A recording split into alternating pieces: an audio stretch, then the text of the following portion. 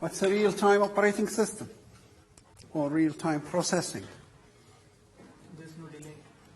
There's no delay. So, anything else? All right. Give me one statement that describes real-time processing or real-time operating systems. It's responsive 100% of the time. It's always fast. And what do we mean by response time? So some system has a very good response time. What's response time? It's time required for the process to be, to start. Yeah. Until you see the first sign of action. Yeah. Okay. So from the moment a request is put until you see the first signs of that application is working. An example of printing the students' list. What would be the response time? From the moment you request, you run the application to print the full list of students. When is the response time? When would you measure the response time? Yeah. Yeah. Until we see the first name in that list appearing, that would be closer to response time. Turnaround time? Turnaround time? Is the time from the start of the request to the end of that request? Yeah, from the start of the putting the request until the full execution, termination of that process or the command. All right, what else did we talk about? A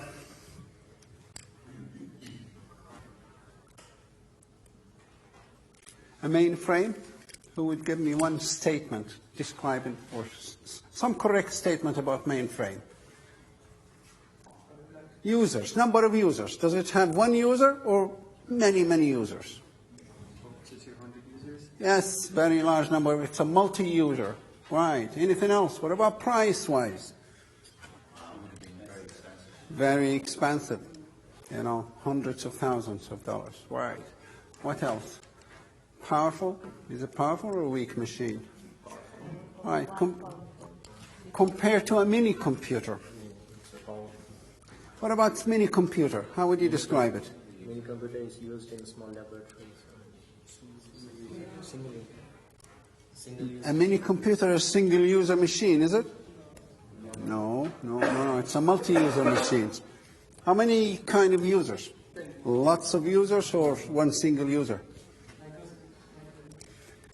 It's in between. Right.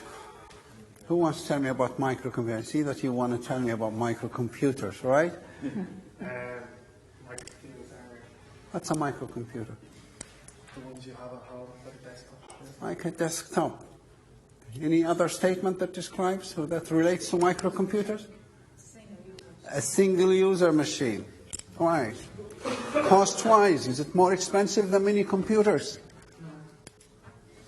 It's probably the cheapest of all those computers. What else? Pardon?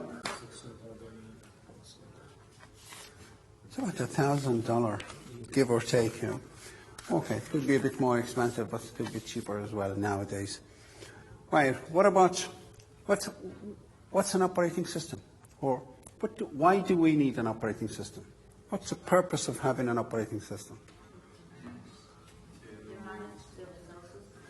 It manages the resources that are attached to the device. Yes? Anything else? Software and hardware. We need volunteers, so you hold on, they have other volunteers. Connects software and hardware. Connects hardware to software. What do you mean connects? They're already connected, so in what way does it connect them? It controls, okay, it controls. How each application can be used by who and how.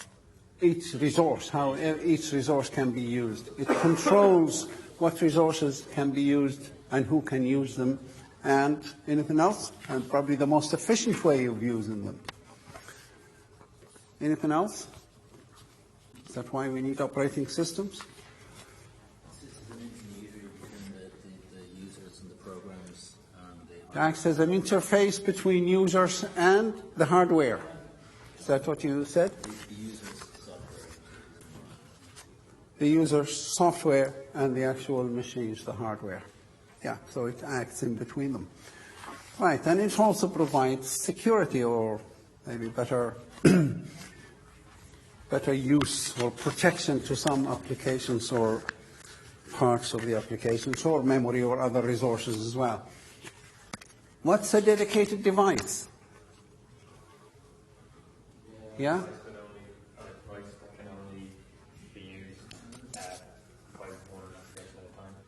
A device which can only be used by one user at a time. And what's a virtual device? Yeah?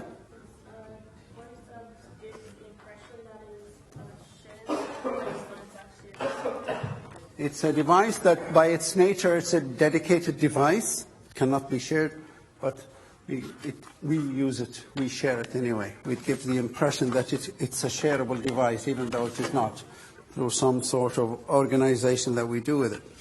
Right, and what's a memory manager? What's the responsibility or the role of a memory manager?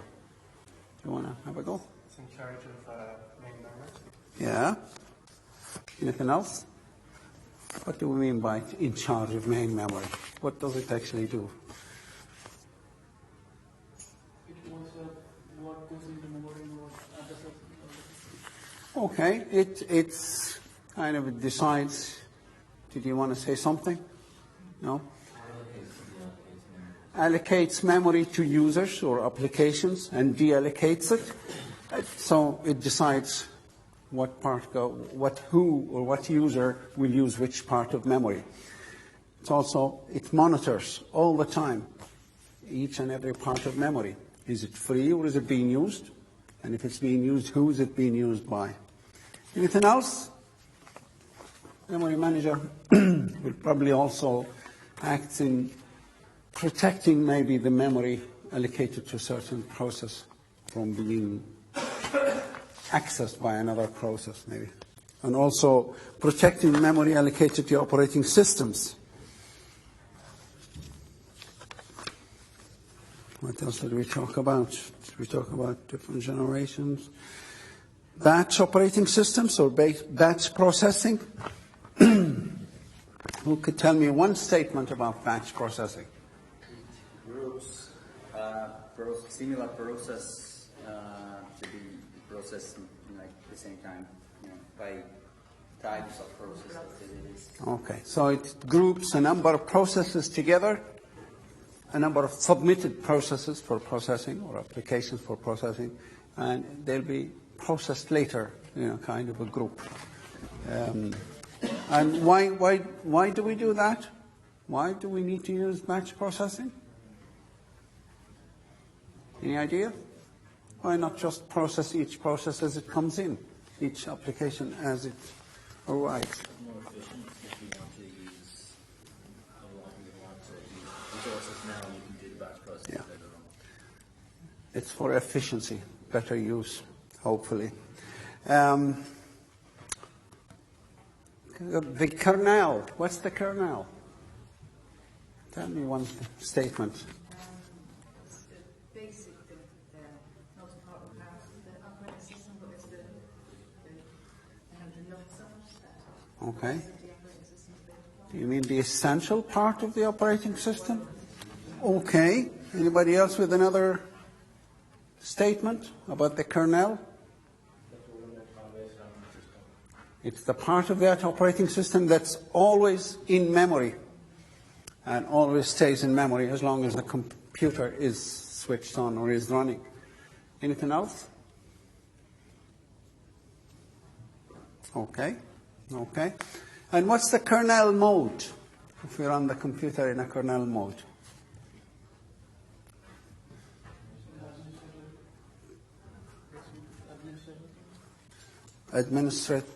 Administrator's mode, yeah, or supervisory mode, or a user mode. So what's the difference between a user mode and a kernel mode? Kernel mode, you can access all hardware. You can access every hardware. The only administrator has access to all components. So in kernel mode, all instructions, all CPU instructions are available for execution. And in a user mode, only partial part of those instructions are available for execution. So in kernel mode, usually the operating system operates when the machine is in kernel mode. And before the user application takes the machine, usually the machine is put into a user mode. How does the application know, or any application? How does the CPU know? Are we now in a kernel mode, or are we in user mode? Anybody? Okay. There's a hardware switch that gets switched. The operating system runs that switch or changes the switch, and that turns the entire system into a kernel mode or a user mode. So some instructions cannot be executed unless if we are in a kernel mode. Right. I think we probably... So what we'll talk about today is memory, hopefully. We start the memory manager. But nobody's told me about the processor manager. What's the processor manager do? What does the processor manager do? Anybody? One statement about the role of a processor manager. Monitors the processor and what devices have access to it at any time. What processes. Okay, so it monitors the processor and it probably knows what application is using it at the moment. Anything else?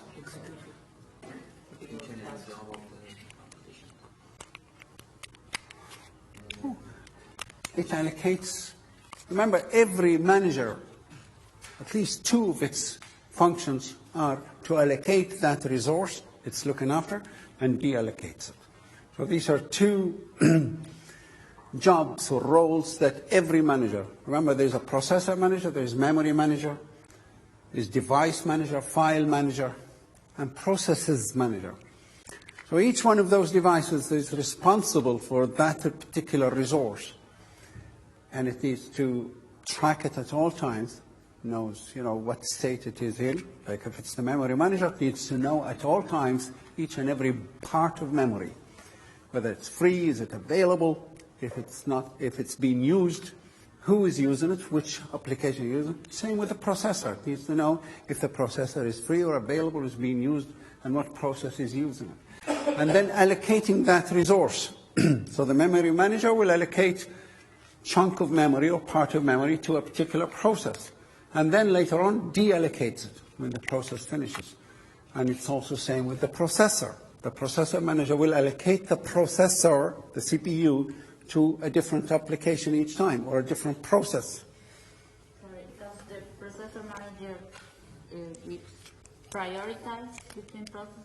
We'll see later on how does it decide which of those 20 processes excuse me, needs to take the processor next. It could be priority, it could be length of time taken, it could be so many things. So priority is one of them. Okay, based on priority. It could be first in, first out. It could be the shortest process first. So we'll see later on which one of those. So what I want to talk about today is memory first.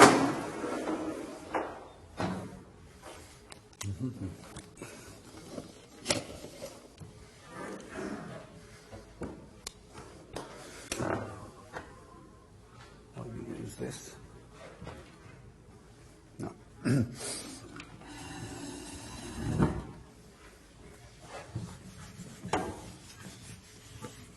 And briefly go through memory management and then we go through the slides. So I'll give you the overall picture that we'll go through between today and tomorrow, today's lecture and tomorrow. First, memory. In general, we're talking about main memory here. You're all hopefully aware of what main memory is. And in order to execute a program, we're going to load that program into memory. We know the way generally things work is that we have memory. And memory is just electronic switches, miniature ones, but there are millions of them, and they're arranged into bytes, into groups, and they're all addressed. They're given numbers from 0 to whatever the maximum amount of memory we have. And that's the memory that we can use. And every machine will be able to address each and every part of memory. Sometimes you have a lot more memory than you can actually address, and we cannot use it. You can only use memory if you can identify it by special, by its own address. If your addressing system cannot address anymore, well then, even if you had more memory, you probably wouldn't be able to use it. But we will go through the development of memory management from the initial stages. But overall, hopefully, I hope you're aware now, as when a program is executed, first it's loaded into memory. All the instructions are loaded into memory. Memory is allocated to each program, and part of it is allocated for the instructions of that program. Part is for a stack, and part of it maybe for variables. And each time we are executing a program, one instruction is loaded into the CPU. So we have a CPU here where we actually execute those instructions one at a time. And the CPU has a number of registers. And register is just another small punch of memory, extremely fast, but memory. So what we do is we need to load each one of those instructions into maybe what's known as the instruction register. So we move one line of the code or one instruction into this instruction register, and then the CPU executes it. And then we load up the next one, and so on. And that happens a million times a second. Now, how does the CPU know what's the next instruction? It keeps the address of each of those instructions in another register called the address register. And each time it loads an instruction, it adds one, or it increments the address to be fetched the next time. So the address register always holds the address of the next instruction to be fetched. Once we finish executing this one, the next instruction is loaded again based on the address here, and the address is fetched. So we look at those registers. You need to know that these registers do exist, and some of them have a particularly important job. So the operating system starts looking after or controlling the machine. It gets, in the older days, when we look at memory as one big block, it kind of identifies a certain amount of that memory, and it loads itself into it. So the operating system instructions and functions, they're all loaded into one part of memory. And it is noticed, the address of the last part of the operating system is noticed. So if any other program tries to modify, issues an instruction to change any part of this memory, it will be stopped immediately. You're not allowed to go near the part of that memory which holds the operating system. Now we're talking about multi-processing or multi-programming environment. We won't talk about a single user. So in order to run multiple programs, then we need to allocate different parts of memory to different programs. So maybe program number 1 or process number 1 is loaded in this part of memory, process number 2 is here, and so on. So the way they started initially, they started by running whenever we start the computer, the operating system is first loaded into this part of memory, and then it looks at the rest of the memory and divides it or splits it into different partitions. And the first system we look at is known as the fixed partitioning management system. So what does that mean? It will split memory into different areas, small and medium and large kind of area. So let's say splits memory into let's say 100 kilobyte sections, and then 200 kilobytes, maybe 400, and whatever it is, so 800, and waits for programs to come in or applications to be loaded. So whenever you double-click on an application you want to execute, or the command comes in to execute a particular program, then the operating system looks at that program, say, right, how big is this program? Let's say it turns out to be 250K. Let's say it needs 250 kilobytes of memory. So it goes through the bytes of the partitions that we have, which we assume they're going to be free or busy. At this stage, let's say they're all free. And it looks for a suitable size which will accommodate the 250. So it goes, that's 100, 100, 200, they're too small. Here's a 400, that's good. We'll put this program here. So it puts a program that requires 250K in this part, and it notes where does it start and where does it end. That's memory that's allocated to this particular application. And then maybe instead of being free, now we know this part of program of memory is busy, is being used by this application. Let's say program number 1. So there it is. Program number 1 is occupying this part. And usually to keep a table, a small table, say, right, memory location or partition, whatever it is, whatever number it is, it starts at this memory address. Let's say it starts at memory address 2000, and it's of size 400 kilobytes, is being now used by program number 1, and therefore it's busy. It's not free. So another program request comes in to execute another program. Let's say another program comes in, 90K. Program number 2 is 90K long. So the first part here will be fine. That's 100K. So it will load program number 2 in there, and it will take a note of it here that at this location here, location number 500 in memory, this program number 2 is running and it's only 90K, but this block here is 100K long, and so on. So that's a busy block as well.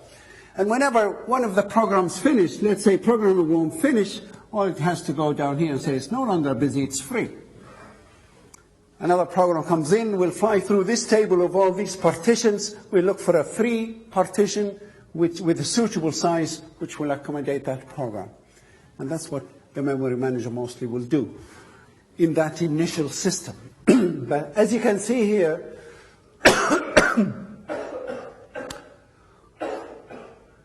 this block here is of size 400, but when we loaded program number 1 only needed 250 kilobytes. So it's like we put a small program into a bigger space. Nobody can go near that bigger space now. We give it more room, more memory than it actually needs. And so what we call that is a fragmentation.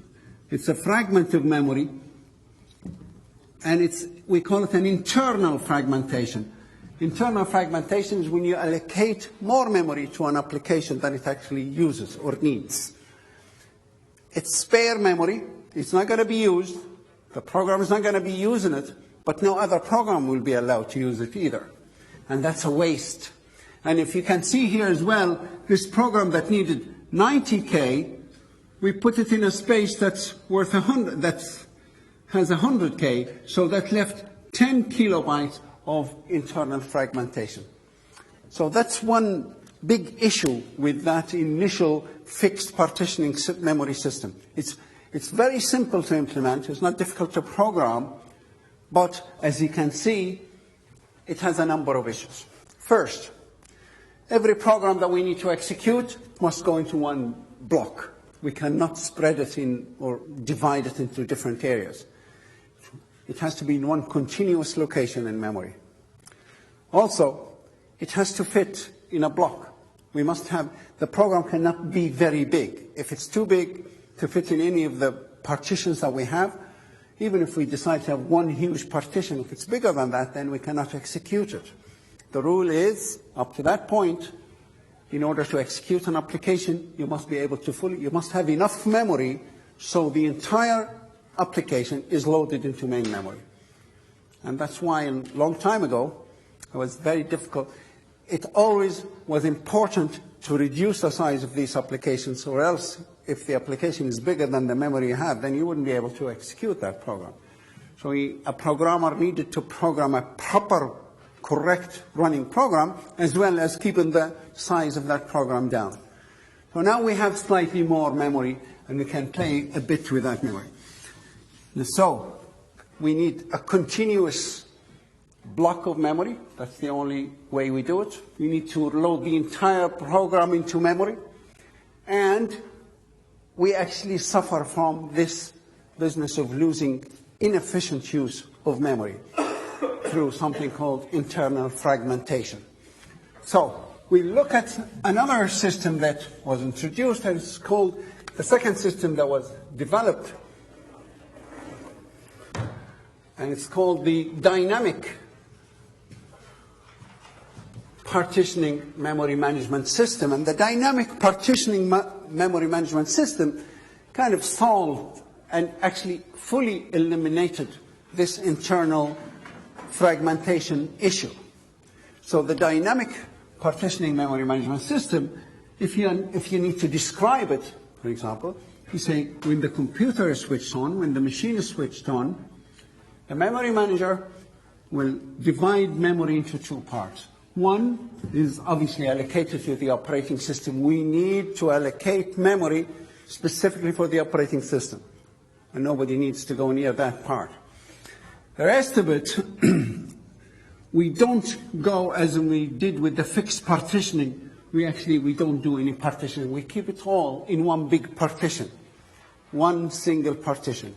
So now, if a program comes in for execution, if we get a request to execute a program, we see how big the program is. Let's say here's program number 1 came in, and it's 98K. That's the size of the program. That's as much memory it needs. So what we do, we have this entire big program or block, and it's probably, a few million bytes, so we give it exactly 98K. And now it's busy, it's working. So we don't lose any internal fragmentation.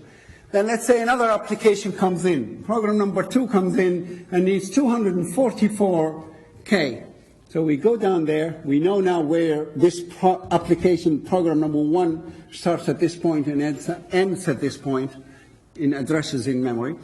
Now, application number 2, we go down here. We give exactly 244 bytes, not 1 byte wasted. And this is the dynamic partitioning. So we keep allocating exactly as much memory as each application required, and therefore we never have what's known as internal fragmentation. And hopefully we try to improve the use of memory. But let's say it works extremely well, especially at the start, when you start receiving a new application. Let's say another application wants 502 bytes. We give it exactly 502 bytes. Another application needs 700 bytes, and then, or 700K, and then 140K. And there you go. We keep going, and program 3, program 4, program 5. Everything works fine. We're getting really the most efficient use of memory up to this point. Well, what happens? Sooner or later, these programs start finishing. And let's say program number 2 terminated. So the operating system, the memory manager, will go and mark this, because memory manager needs to know at all times which part of memory is now available. So now this is free, it's available, this part here, and it's 244K. Excuse me. So what happens if an application now comes, another request for a program or an application that's 240K? So we look down here, we go through the free blocks, and let's say this one is also free here, so we have one block at 244 and one block is 140. So this new application that came in, program 5, or process 5, and maybe needs 240. So we allocate, out of the 244, we allocate process number 5 for 240. What happens? We are left with tiny small amount of 4K. It's not allocated to process 5. It's not allocated to anybody. It's part of the free memory. But it's only 4K. So small, it's useless. It cannot be used by any application. So we call that fragmentation as well. But now this is slightly different fragmentation. It doesn't belong to any program, and therefore it's not an internal fragmentation. We call this an external fragmentation.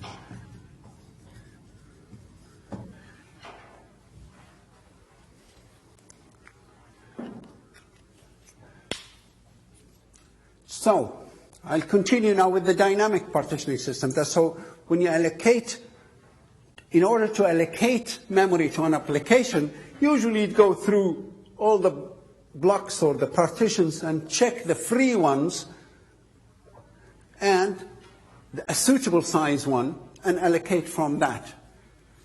Or sometimes we go through the entire list and find the most suitable size. Let's say you want 250, and you might find 100, 125, and then you might find 700, and then you might find at the end 270.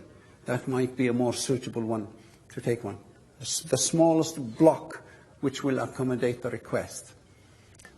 But we'll see now what's the best technique to allocate memory. But we haven't finished. Let's say a process finishes, terminates, no longer needs the memory, so memory manager will go and deallocate. What do we mean by deallocating? In the fixed partitioning, it's simple. You just go and mark it as being free. That's all. You don't really have to do much work. Normally you have a table with all the partitions. Each partition, where does it start? The size of the partition, how big it is, and is it busy or used? So it's free or busy or free. So whenever a program that's partition that's being busy and the application finished, we just mark it as free. It doesn't matter if there's some information written there. It's free. It can be reused. But in the dynamic partitioning, let's say a process finishes.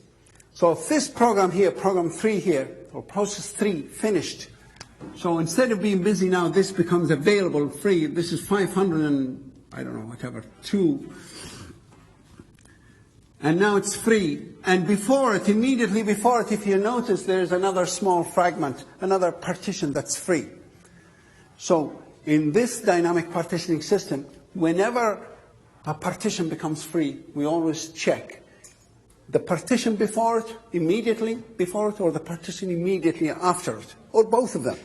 If they are free, join them together into one single partition, make it a bigger partition. So in this case here, instead of having these two partitions, we'll add the two sizes together and we merge them together or join them together very simply, and we say now we have slightly bigger 506 kilobytes of memory of one single partition, and it's free.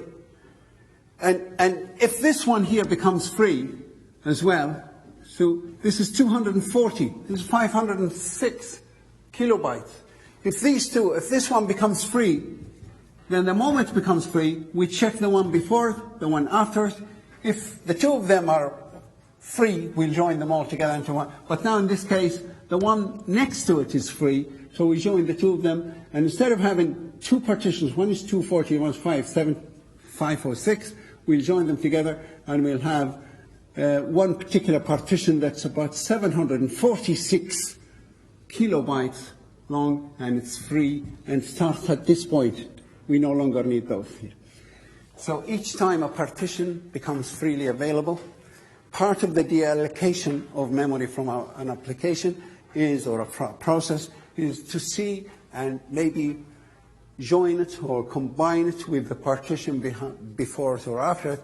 And therefore, we try to create bigger partitions in order to be able to continue to allocate from these partitions, accommodate requests that might be for a larger amount of memory. But this also, as it kept being used, it started having other issues and problems. We actually started having more external fragmentations. So we started having these little small external fragments, that's small amounts of memory that are free, but they're too small to be used.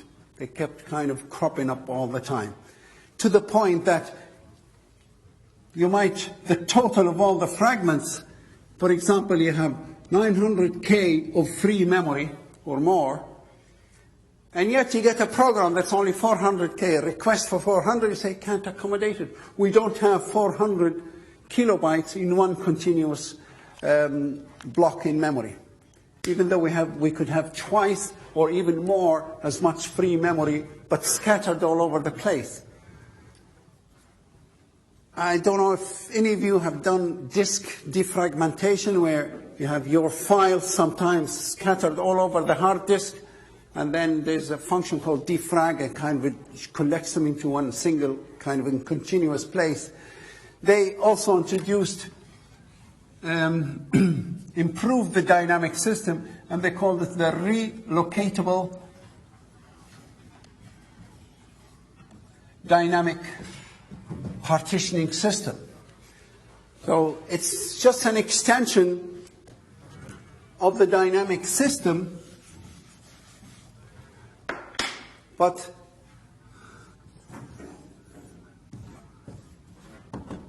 so if you have lots of programs running, executing, and a lot of free fragments,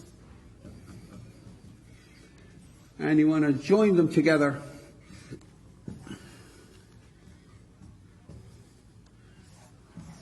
so if your entire memory, you have lots of free memory but scattered all over memory, so compaction or relocation, relocatable dynamic, uses this function that's called compaction.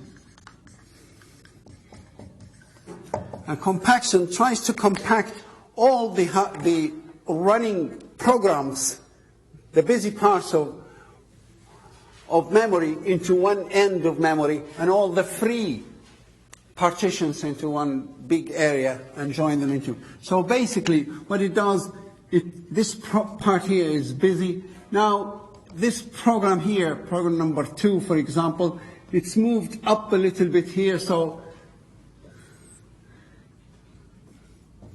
and then here's another program here. If we push this program, program number 3 is pushed up there, and then finally this program number 4 is moved from memory from this area to that area. So now the rest of them are all left with free partitions. So all the parts of memory that are busy are pushed to one side. We actually move it dynamically, and the rest of them are left free, and we merge them all together into one big block. And now we're after kind of utilizing the fragmented parts of memory, the external fragmentation, to one big usable block. But if you ever ran, this is kind of similar, not the same, but similar idea to the defragmentation of a hard disk, where sometimes when you store information on a hard disk, a lot of the times the file part of it is there on that track, another part here, another part there. So one single file could be scattered all over the hard disk. So sometimes it's a little bit slower to read through this file and go back. The head moves around, so it tends to be a little bit slow. So when you say defrag, you end up moving this part of the file to this end here, that part there, and that part there, and so on. So the entire file is in one continuous allocation. It gets a little bit faster to read or copy, and so on. But if you ever ran this operation, you'd realize that it's extremely slow. And also, in this case here, even though this is memory, it's a lot faster, but still it means you're going to stop the execution of all these programs. You could be having 40 or 50 applications or processes running, executing. You stop them, you move them up or down. So it takes a bit of time. So it's not the kind of thing that you keep it running all the time. You kind of you try to minimize the execution of this compaction operation, or else it has bad negative effect on the overall performance of those executing processes. It will increase their turnaround time tremendously. Also, as well as the actual delay, it actually increases the complexity of moving an application from one place to another. Remember earlier on we talked about first, say, the protection. Let's say a program was here, located at this location, program 5. Right. The operating system knows where does it start and where does it end. So if it issues an instruction to modify some part of memory other than this part, then it's terminated. It's not supposed to touch memory outside the range it belongs to it. So now, the moment you move the program 5 to this location, then you actually have changed those memory locations. So we need to take care of that as well. As well as that, the execution of the next instructions. Remember, I mentioned the instruction register with the CPU and the address of the next instruction also needs to be corrected if we end up moving some application from one location to another. So we'll see how that's done as well. But this is what we'll talk about today and tomorrow. Those three particular systems, they are older systems of memory management, of how memory was utilized for multiprocessing environment in older operating systems. And basically, memory manager possibly the most difficult kind of manager that we'll deal with, but this is a nice kind of development or historic development of memory management. So let's look now at the actual instructions and see how it goes. Any questions? Yeah? About internal fragmentation and external. Yeah? Those spaces cannot be used at all. Those Even parts. if the processes fit in any of those. With internal fragmentation, usually internal fragmentation occurs if you allocate a process more memory than it needs. So let's say we already have fixed partitions. It happens in fixed partitioning system. Let's say this part of this partition is 500 kilobyte, and the process that comes in is 450, and we put it in this location. So 450 program is running, program 2, for example, it's 450K. So there's 50K there. We've allocated it to this program, or this process, but the process doesn't need it, but we cannot allocate it to any other process. No other process can use it. And that's why they call this internal fragmentation. Not until this program number 2, process number 2 terminates, finishes, then maybe another process will come in that says, I need 490K. Then we could give it this space here. But most likely, there'll always be internal fragmentation. You know, it's very, unless if you happen, an application needs exactly as much memory as the actual partition is. And sometimes, see, the sizes of the partitions are kind of defined and configured by the system administrator. So each time you execute or start the computer, it will divide memory, split memory. If the administrator finds that this is not a very good kind of division that they've done, then next time they'll configure it for a better. Maybe you have bigger programs and you're after splitting your memory into much smaller partitions that are rarely needed. So the next time you say, no, let's go for bigger partitions, or vice versa, or the other way around. So they can be modified, but not while executing. It only happens when you turn off the computer at the start of the next reboot. The external fragmentation, it happens in the other system, in the dynamic partitioning system, whereby, for example, all memory is one big partition. A program comes and says, I need 500. So we give it exactly 500. And then the next one, say 400. We give it exactly 400. So there is not much wasted up to this point. But we start having external fragmentation when one process finishes. So this process finished, so we have free 500K free. Now a process comes in and says, I need 450. So we go around and we find, here's 500 free. So we allocate 450 to an application. You see, take exactly 450 to the process. But this part here that's left, the 50K, is left unused, unallocated to any other process. And that's why they call it external. It doesn't belong to any of the processes running at the moment.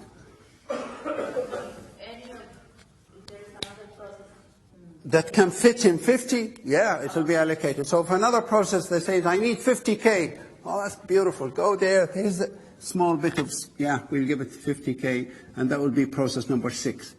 Yeah, then it's not an external fragmentation if it's usable. Usually fragmentation is too small to be used. But yeah, if there's a very small application or process, yeah, then it can be allocated. While with the internal fragmentation, it cannot be allocated to another process. Okay, any questions? Any queries? Okay, let's see what the slides say. And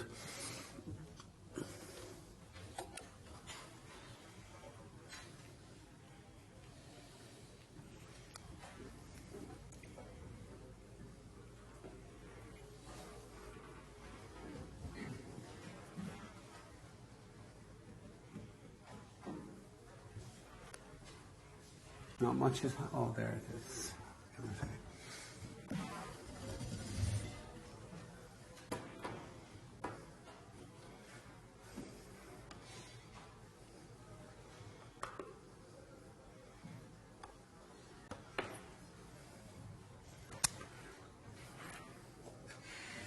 Right, so hopefully between today and tomorrow we'll learn the basic functions of those 3 different memory allocation schemes. That's the fixed partitioning, the dynamic partitioning, and the relocatable dynamic partition. We look at the best fit memory when we want to allocate memory, one of the partitions to one process that's coming in. We could go and find the one that fits it best, fits it most, or sometimes you go for the largest one. For example, just imagine if we have those 3 partitions left in a dynamic partitioning system. Let's say we have few free partitions here and there. Right. And there could be 3 dozens of them or 100 of them. And they have different sizes. Let's say this is 450, this is, just for argument's sake, 600, and this is 300, and so on. And this is 1,000 partition. Now let's say a request comes in for 400K. So if we go through the list, we can allocate it this one, that's 450, it can accommodate this application.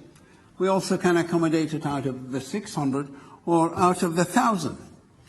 Which one would be the best to choose? It depends. So let's say this one, even instead of 300, let's say 405 or something like that. So any of those 4 here will do. So sometimes we go and say, here's the first available one, allocated from here. That's called the first fit. The first one you find, give it. Is this good or bad? We don't know. You give, out of the 450, you give 400, you're left with a fragmentation of 50K. Is this a good thing to have a small fragment or not? We don't know. But also, we didn't have to search for long. So we can allocate very quickly. So if a request comes in, you've given the allocation extremely quick. Instead of having to go through a list of 100 items, a couple of hundred items to find the most suitable one, then it can take you a bit longer. so allocation can be slower. But in this case here, if you go for the first one, I'll just use the word first. The first one you find that can accommodate your request, it may not be the best from a performance point of view or from utilization or efficiency of memory, but it will be better for speed. We allocate very quickly. I sometimes say, but we don't want to end up with a lot of wasted space. Let's go for the most efficient use of memory. So in that case, we have to search the entire list and find the one that will fit this best and will leave the least amount of fragmentation. And in this case, if we allocate out of the 600, that will leave us a block of 200. This one, it will leave us a block of 5K. So, well, oh, sorry, this was supposed to be a 405. So this will be a very good, better one than that one because it will almost utilize this entire block. So if we are looking for the best fit, not the first fit, the best fit, that will give us better use of memory, more efficient use, that block here would be probably the best. But remember, it's going to leave us even with smaller fragment, 5K. 5K is absolutely useless. There isn't even a small application that will, say, use 5K. And if we keep doing that, then we'll always end up with 5K, 7K, 12K, lots of fragments. Putting them all together, there'll be a lot of them, but they're all fragmented all over the place. So I don't know if that's the best way to do it. So there's another way, is to go and look for the opposite. Go for the largest block. So even if we take 400 out of this one, it will still leave us with 600.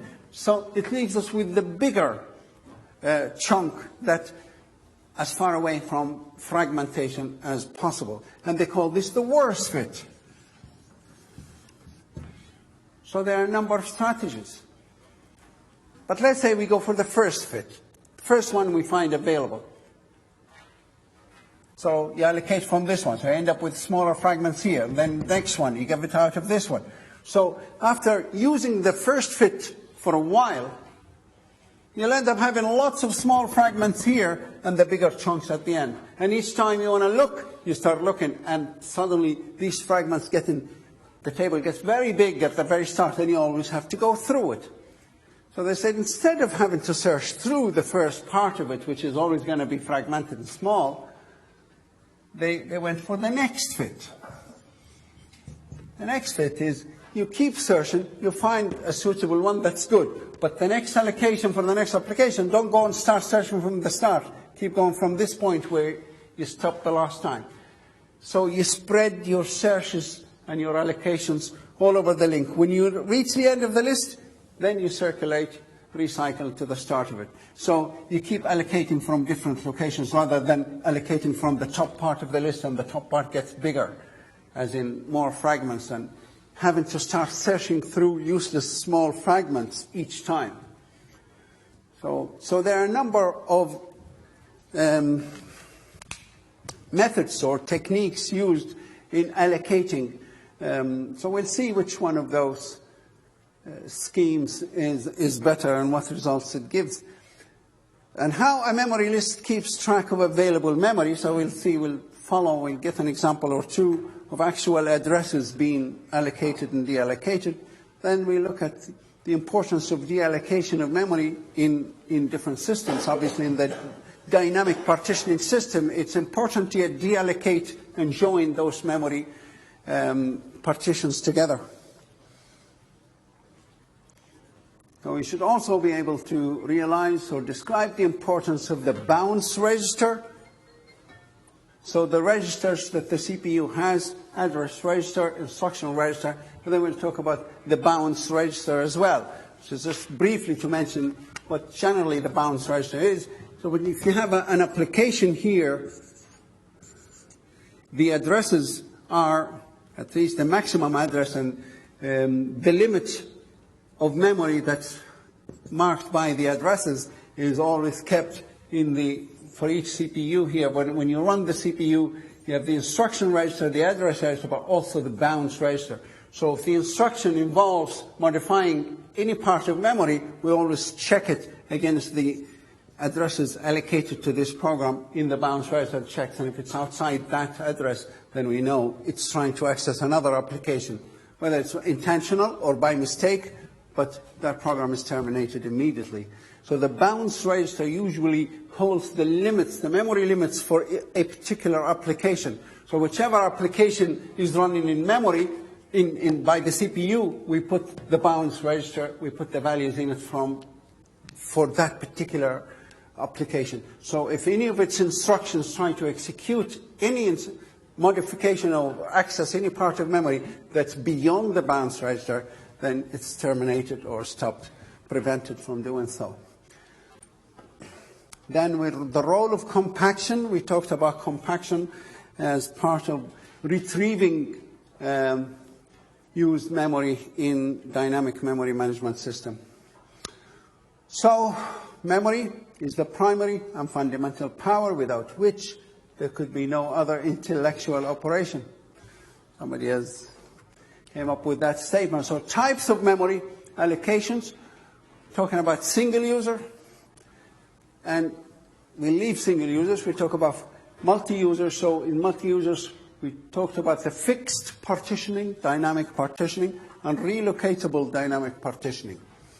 We can ignore the single user. So simple. It has disadvantage, doesn't support multi-programming, and it's not cost-effective. And therefore, we go for the multi-programming ones. And the oldest and first is the fixed partitioning.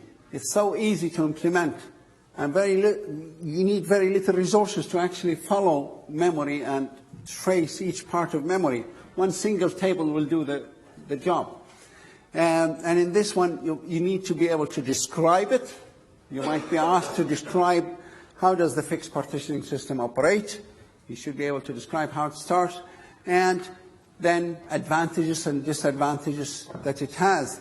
So in this system, main memory is partitioned at the start. When the computer is switched on, memory is partitioned. And that partitioning remains unchanged until the computer is switched off. Okay, so that's the main part of this. And the partitioning usually in different sizes. So it allows multi-programming first, and partition sizes remain static, and it requires the protection of the job memory space. So every memory has its own memory space. Every application has its own memory space. We need to protect it once we go into multi-programming environment. And we also need to protect the memory allocated to the operating system, definitely. And it requires matching the job size with partition size. So if you have the fixed partitioning of different sizes and a job request comes in to execute a particular job, you have to check the job size, and you have to go and maybe try and find a suitable partition size to fit it. But remember, we look at the first fit and the best fit and the worst fit and the next fit and so on. And possibly this is all you need to keep track of the different parts of memory and the different partitions. So a table like this that says we have a partition of a size 100K, and it starts at memory location 200K, for example. This is an address. Where in memory does it start? And who is occupying that? Let's say job 1 or application 1. And at the moment, it's busy. So whenever job 1 finishes, all you have to do is go in there and mark this as free, and your partition is available again. It's just like the rooms in a hotel. You might have a table if you write an application, and you have a number of rooms in the hotel, and some of them are occupied, busy, or free. And for example, the size of each room, it might be a double bed or a single room or a double room or whatever it is. And that's the where it is. What room number is 202, for example, or on the 3rd floor, so on. So that's all. It's very simple to keep maintaining. The room number, how big or small it is, and whether it's free or busy. So if a customer comes in, you go through the list, find the free ones that will meet the requirements of the customer. Similarly here, if a program or a process comes in of a particular size, so first you go through this table, find the free partition, and hopefully the size of the partition will accommodate that process. If you don't have a suitable size per free partition, then the process has to wait. It cannot be executed. So here's an example. If here's our memory, we've already split the memory into the following partitions. First partition of 100K, 25, 25, and 50, so we can accommodate large processes, small processes, and medium-sized processes, for example. And then assume we got those requests, those applications came in this particular order. Job number 1 came, and it needs 30K. They're all free. So we go round, we allocate. Here's the first one available. This is the first fit. So this partition is free.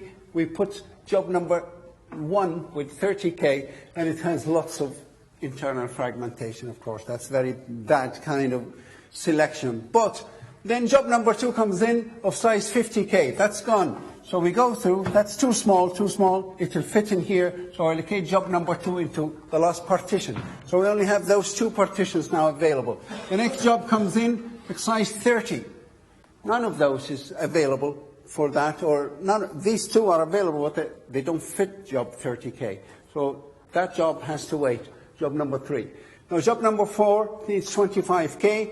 Going down, here's the first available one, 25K. So job 4 is allocated here, and job 3 is not executing. We cannot run job 3. Yet, despite the fact that we have 70K here, free memory unused, even though allocated to this process, and we have another 25K free available, but they're not on the same partition. So this is how fixed partitioning kind of works. And is there a table there? What's the disadvantage of fixed partitioning? It requires, first, we need the entire program to be loaded into memory. We will get later on to the virtual memory where we can only maybe take part of a program loaded to memory and run it. But for the time being, at this point of time, the entire program needs to be loaded. So if the program is too big and cannot be loaded into memory, you can't execute it. Jobs are allocated space on the basis of the first available partition. So we give the applications places in memory based on the first available one.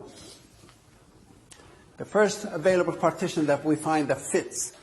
It works well only if all the jobs are of the same size or if the sizes are known ahead. So if you knew the size of your application before you start your computer, and you can play around with the size configuration, so it will be suitable. So if we knew all our applications are 500K or 1,000K, so then we can maybe divide those partitions into those suitable sizes. But possibly most of the time, it's not as easily known. Arbitrary partition sizes lead to undesired results. So sometimes if you go for very small partitions, you reduce the size of your partitions, then the small jobs will work, will have plenty of space to play in, but the bigger jobs, they'll be competing for 2 or 3 big blocks that you have. They'll be delayed, big jobs. The other way around, if you had very large partitions, there'd be few and larger partitions, and so each small job will get a big partition, and there'll be a lot of internal fragmentation. So efficiency will drop down if you split or if you initially set your partitions into very large kind of blocks. And hence the dynamic partitioning. So the dynamic partitioning will solve some of the problems associated with the fixed partitioning. And you need to also be able to describe the dynamic partitioning, briefly at least. And that's when the computer starts, part of the memory is allocated to the operating system. The rest of memory is all kept in one partition. And each application, as application comes in, is allocated some of that partition, some memory from that single partition. And it tends to work well at the start. The dynamic partition jobs are given only as much memory as they request when they are loaded. And therefore, you don't have internal fragmentation with dynamic partitioning, because each job it's given exactly as much memory as it needs. The problem with the previous system, the fixed partitioning, that the block is there, the size is there. You get a process that fits into it, and most of the time it's going to be smaller than the block. So you're almost always going to have internal fragmentation, but there's no internal fragmentation with dynamic partitioning. The available memory is kept in contiguous blocks, or one continuous block if we can, but then after that it's going to be into separate continuous blocks. And each application is also placed into a continuous part of memory. Memory waste is a lot smaller than with the fixed partitioning, but it also has problems. Now we started getting dynamic fragmentation or external fragmentation. Fully utilizes memory only at the start when you start getting jobs when the computer is switched on. So everything goes in perfect, one after the other. But then as jobs start finishing and you start allocating those parts of the reclaimed memory, then that's when you start getting the external fragmentation. So there's no internal fragmentation with the dynamic. There's no external fragmentation maybe with the fixed partitioning. So during the use of dynamic partitioning, we're looking at exactly this. I hope. No, it's not the same amount of memory. Okay, slightly different example, but we start with memory all in one big free block. The operating system is always allocated amount of memory, and the rest of it is maintained in one big free partition. Now, the first job comes in, needs 10K. We give it exactly 10K. Then the second job needs 15, so it gets 15. The next job, 20. The next job, 50. So we're really utilizing memory. There's no internal fragmentation. Each application is given exactly as much memory as it needs. Problems start later. Let's say the first job and the fourth job finished. So now we have two separate partitions, even though we started with dynamic, but now we have two separate parts of memory. Now, if another job comes in with 5K, we go down, and there's the first part is worth 10, so we take some of it and allocate it to the first job. So now we have smaller partition left. And that's where we start getting internal fragmentation. If this was 8, then we'd have given 8 out of this, then you're only left with 2K of external fragmentation. Another job comes in of size 30, so we go down. This one is size, what size is this? 50, so we allocate 30 out of this, so we're left with 20, and so on. So that's the way it operates. This one has deallocation as well. Does it give that example?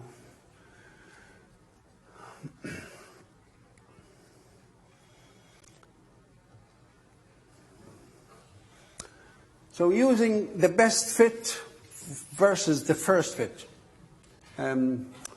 which one of those is better or might give a better results? Free partitions are allocated on the following basis. So the first fit memory allocation is the first partition fitting the requirements will be allocated. It leads to fast allocation of memory. So if the first available one we find, we allocate it, then we don't have to go through the entire list. Obviously, you'll have this information on a table, so you'll actually be searching the table rather than the actual blocks of memory itself. So we'll have all the partitions here, the free partitions, and the sizes is here, how big each one is, and we start going from the top down. And the first one you find, it will save you going through the entire list, and that allows us to give better speed during allocating. So a program requests to be executed, we allocate it memory immediately, it starts working, rather than have delay in it, wait till we find a suitable place. And that's what happens in the case of the best fit. In the best fit memory, you have to search through the entire list and find the best possible size of partition to allocate. It results in the least wasted space, so it's more efficient as far as the use of memory is concerned. But, and it also, internal fragmentation is reduced, but not fully eliminated. Not internal, this should be external. Oh no, we're talking about the fixed partitioning here. No dynamic. Now that. Okay, there's no internal fragmentation in the dynamic, so I'm feeling this one talks about the internal, the fixed partitioning. But, okay, the first fit memory allocation has advantages. It's faster, obviously. We just said it's faster in making allocation, but leads to memory waste. The best fit, it makes the best use of memory space, but it's slower at making the allocation. So whichever one you want to go for, faster allocation or better allocation, more efficient use of memory. In the old days, they'd have gone for the efficient use of memory. Now we seem to have slightly a bit more memory available, so they'd have probably opt for the faster one. Okay, we went through similar examples. Did they give here? Sorry, I'll go back to the first fit and the best fit. So let's use the first fit on this kind of scheme. We have 4 jobs coming in, and we have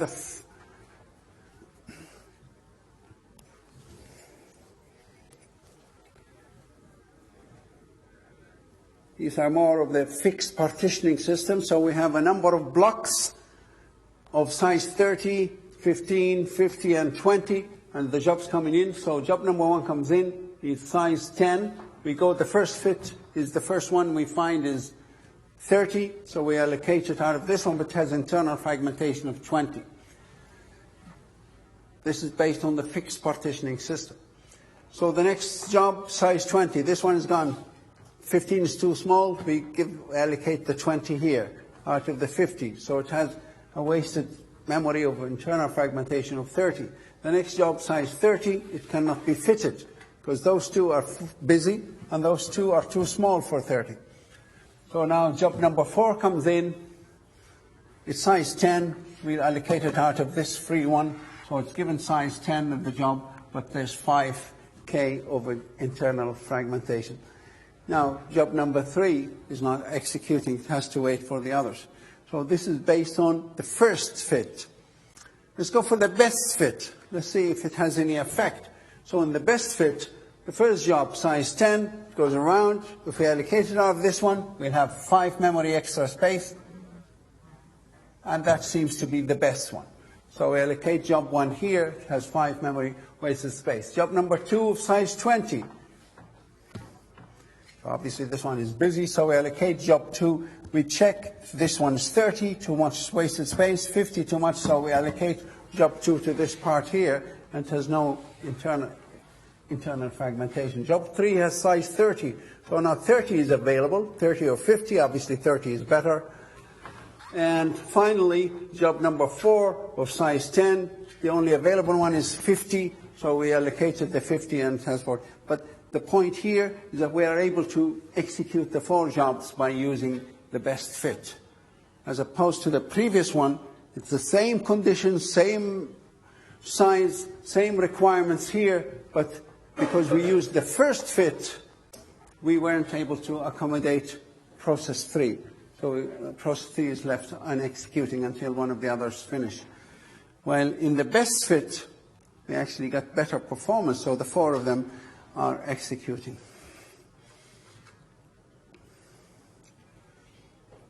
Okay, so you can look at the algorithm for the first fit that we've already explained this. It assumes memory manager keeps 2 lists, might as well do it, one for the free memory and one for the busy memory blocks. The loop compares the size of each job to the size of each memory block until a suitable block is found that's large enough to fit the job. So we've already just been through it.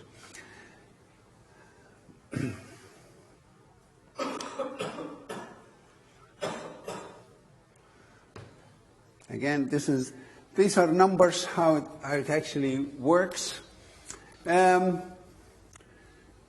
This is an example of a number of block sizes that are available. Similar example. And where in memory is that block? That's the address, the starting address of that block, and that's the actual size of the block. Then the next free block we have is at this address, but it's a very small block. The next address is this one, it has that size block.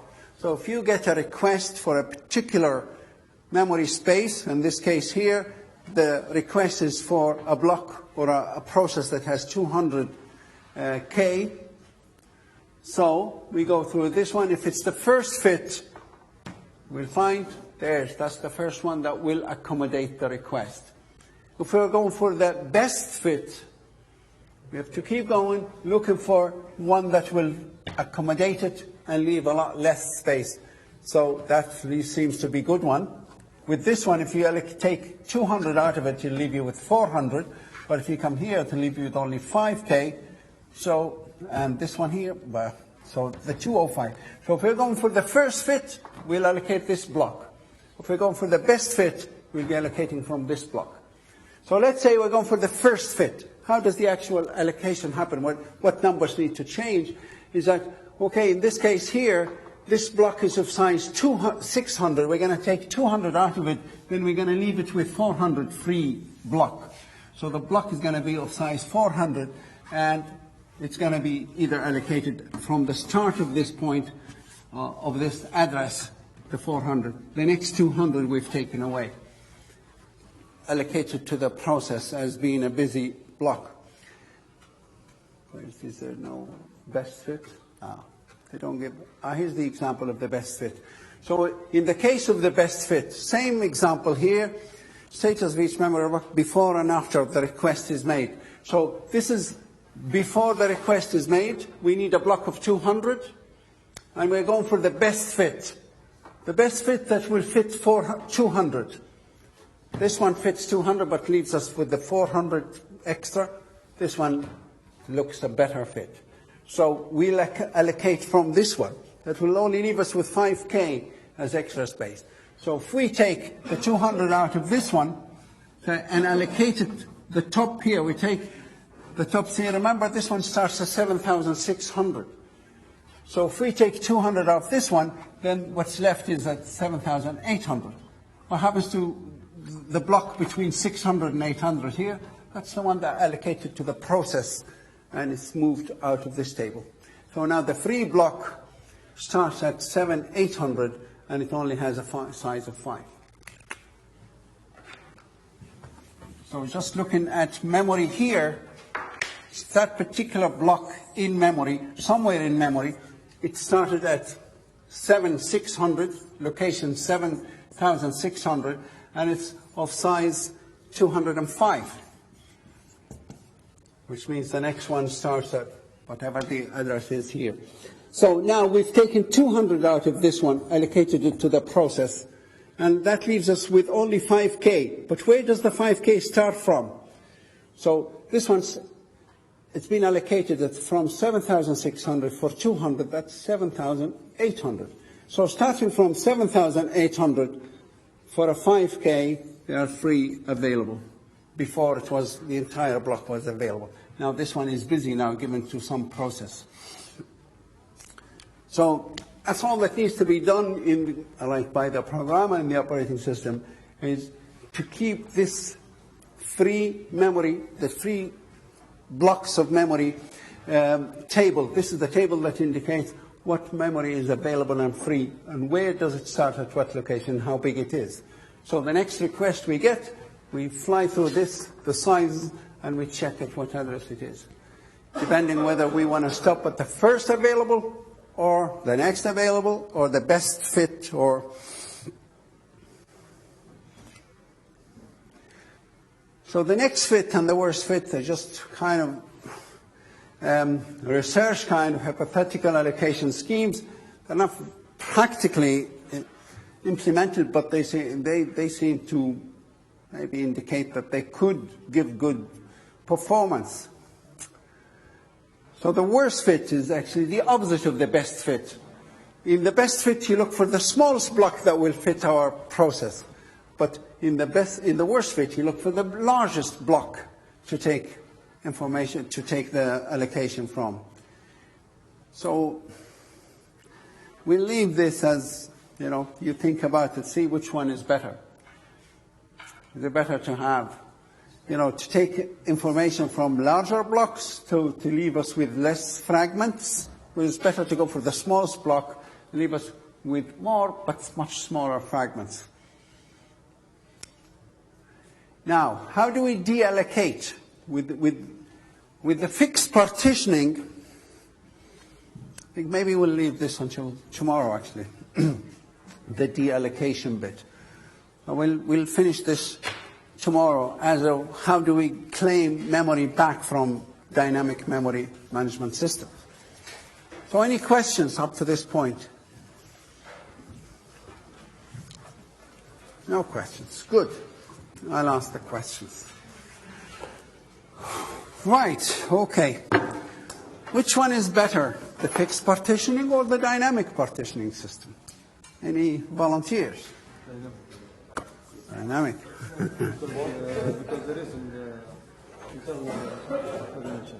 Because it eliminates internal fragmentation. Okay, that's a good enough reason. What about external fragmentation? First, how do we get internal fragmentation?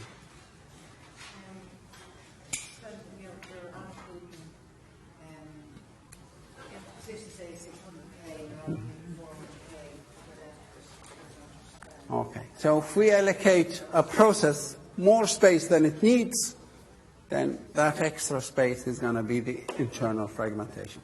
Right? So internal fragmentation happens if we allocate a certain size application or process more space than it needs.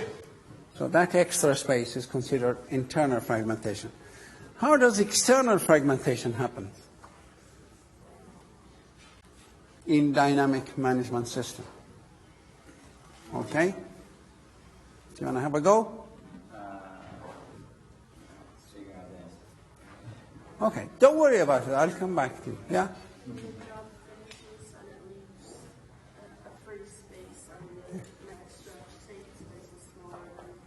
Yeah. So if you have a job executing, when it finishes, it leaves that block free. And the block before or after are not free. So that's the only free block we have. Another process comes in that needs slightly less than that space. If we allocate it, what's left is not allocated to the process, is left free, available to be used, but it's maybe too small to be used or utilized. And that's called external fragmentation. What's the advantage of dynamic memory allocation systems? Dynamic partitioning systems. It gets better use of memory. Okay, anything else? More efficiently. Yeah, that's, I think, what he meant to say. Uses memory more efficiently. Anything else? the external fragmentation might be used if What about internal fragmentation? there's no internal. Exactly. That's an advantage. It eliminates internal fragmentation. Well, one of the advantages of dynamic partitioning systems over the fixed partitioning system is that it fully eliminates internal fragmentation. But it still suffers from external fragmentation. That's a disadvantage. Any other disadvantages of those two systems put together? There's some sort of fragmentation, either internal in the first or external in the dynamic. Any other problems? Every application needs to be fully loaded into memory. Keep this, even though it's a problem up to this point, but later on we tend to find a solution for it. But it means you need bigger memory than the application. So otherwise, if you have an application that's bigger than your memory, than the memory in the computer, then you wouldn't be able to execute that computer. That's a disadvantage. The process still needs to be fully loaded into memory before we can actually execute it. And up to this point as well, the process needs to be fully loaded in the continuous space of memory. You cannot split it into different parts of memory. Up to this point, it's continuity and fully loaded into memory. What's the instructional register used for? Anybody? Did you do your hardware course last semester? When instruction is loaded into CPU, the memory is loaded there as being executed. Yeah, it's the register which holds the instruction to be executed. What's the address register used for? It stores the next job which is It stores the address of the next instruction to be fetched, to be executed, in order to be executed. How does the operating system protect one application from venturing into the memory allocated to another application? Want to have a go? Keeps details and bounds registers that address as memory use. Very good. It keeps the limits of the memory address in the bounds register. So, in general, if an application or a process tries to reach its memory or accesses memory that belongs to another process or the operating system, it's not allowed to do so.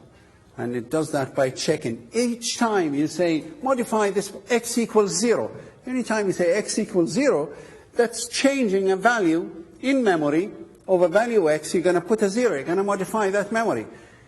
The operating system or memory manager will check where is that x. It translates it into an address. Is that address within your bounds, within the limits of this process? If it is, it will allow it to go.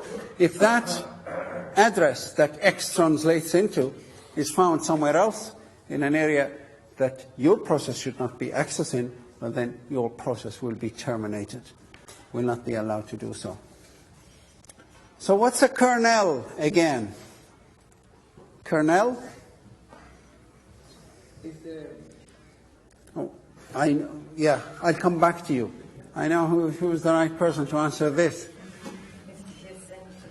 It's the essential part of the operating system which must be in memory at all times, right? Somebody said it here. Any other instructions or any other statements describing the kernel?